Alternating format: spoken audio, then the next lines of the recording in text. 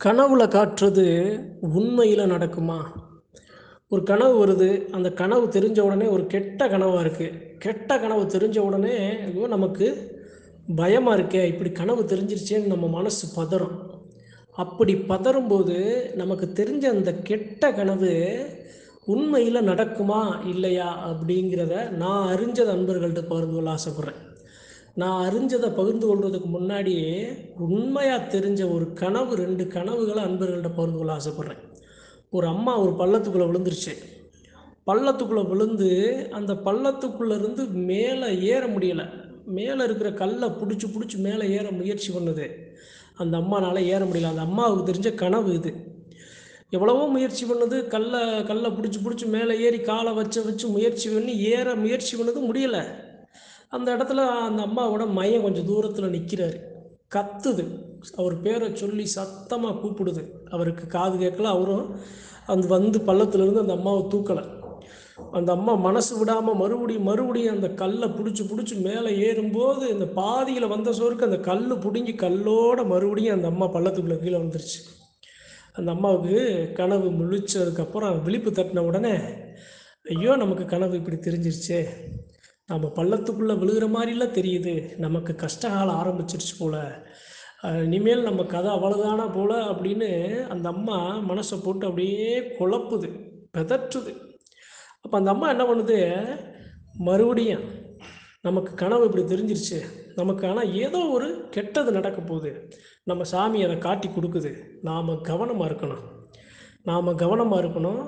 அதனால நமக்கு இருக்கிற கெட்டத சரி பண்றதுக்கு, நாம அனுதினமும் ஒரு எலுமிச்சம்பழத்த நம்மள சுத்தி, நம்ம வீட்ட சுத்தி வெளிய நம்ம குலசாமிய நெனச்சு மிதிப்போம்.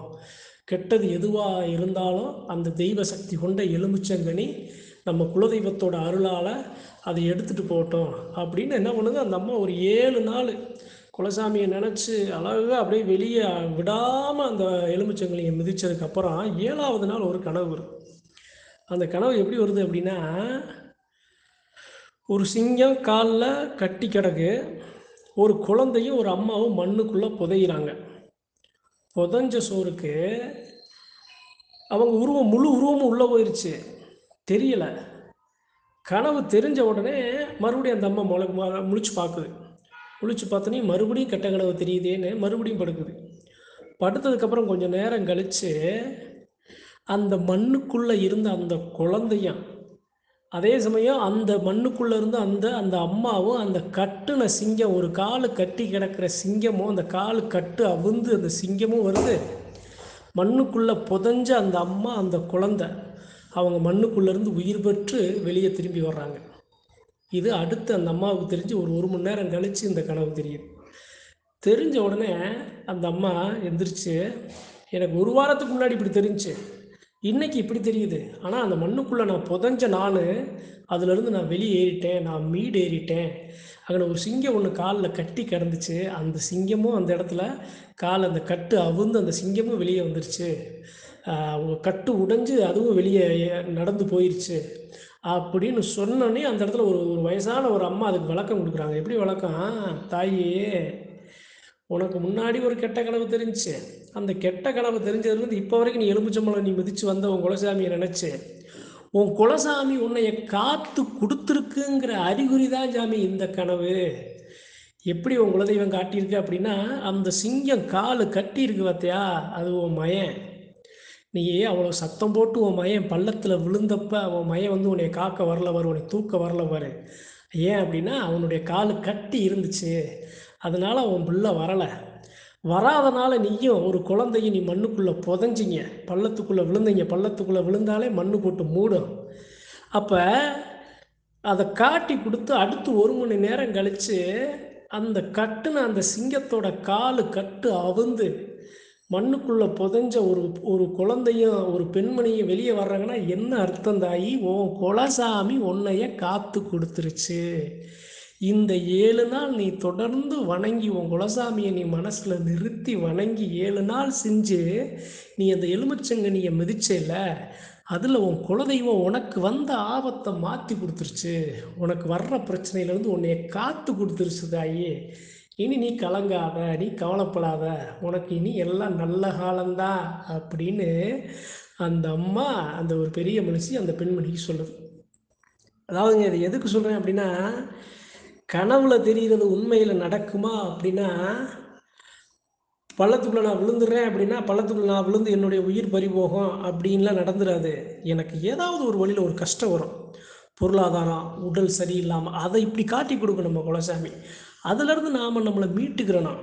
நம்மளை முன்னெச்சரிக்கை கொடுக்கறதுக்கு தான் இது மாதிரி கனவுகள் நமக்கு காட்டி கொடுக்கும். அப்போ எதுலேயும் அகலக்கால் வைக்கக்கூடாது.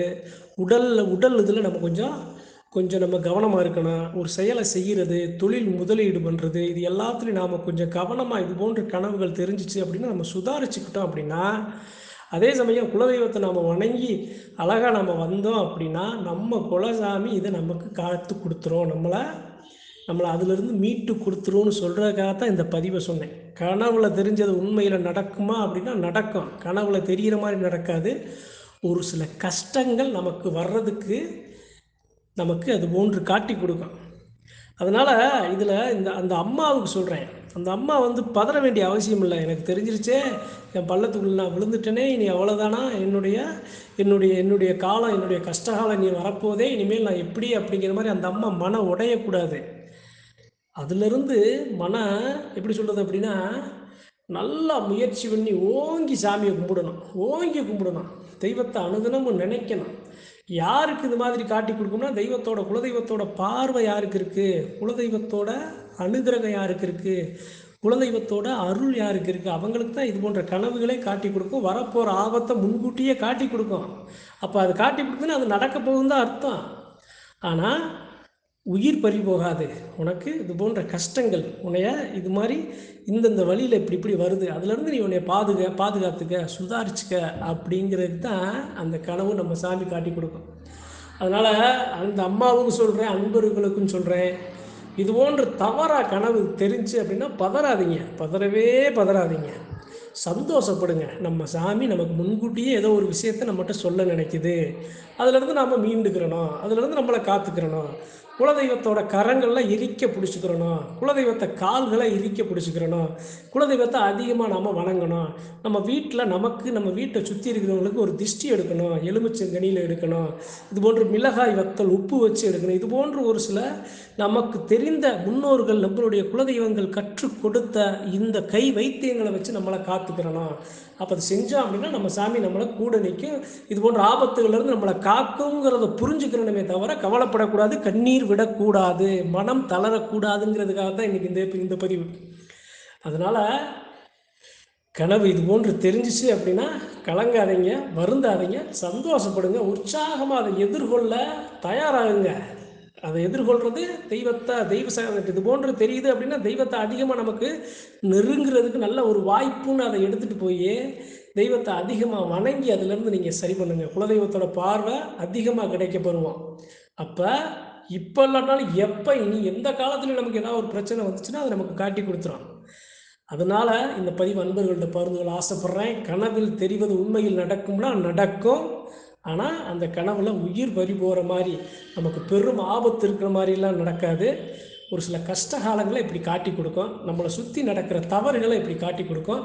அதுலேருந்து நீ சுதாரிச்சுக்கணுங்கிறதுக்காக நம்மளை இப்படி காட்டி கொடுக்கும், நம்மளை ஒரு பயம் கொடுக்கும். இது மாதிரி காட்டி கூட நமக்கு பயம் கொடுத்து நம்மளை எப்படியாவது ஒரு நல்ல ஒரு நிலைமைக்கு வந்துடணுமே, நல்லா பாதுகாப்பாக வச்சுக்கணுமேனு ஒரு கூட காட்டி கொடுக்கும். அதனால் அதில் அச்சப்படக்கூடாது, பயப்படக்கூடாது. அப்படிங்கிறதுக்காக இன்றைய பதிவு. நன்றி, வணக்கம். மற்றும் ஒரு பதிவில் சந்திப்போம்.